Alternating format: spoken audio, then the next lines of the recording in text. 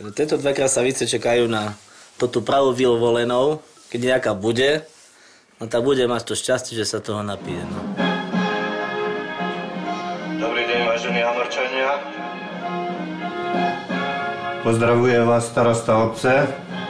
Na obci žijú mladí, krásni ľudia, ktorí by mohli žiť v krásnom rodinnom zväzku a plodiť deti.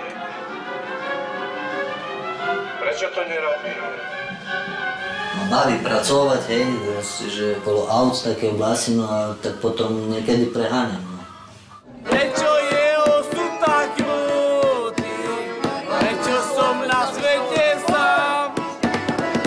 Monča, naša Monča. Automaticky. Dá si urobiť zubné protézy a bez konkurencie. S takým poprsím, Pane Bože. 25. júla chceme zorganizovať spoločenské stretnutie slobodných mládencov a slobodných dievčat na obci Zemplínske Hamre.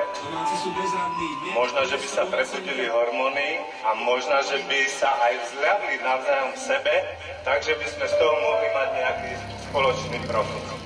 A o 3 ráno by sme ich začali naspäť rozvážať autobusmi. Lidi zůstat sám, to ti povídám, nechoď ke mne blíž, něco uvidíš, to ti říkám já, ďábla v sebe mám, na záda si ho dám, no pekne utíkám.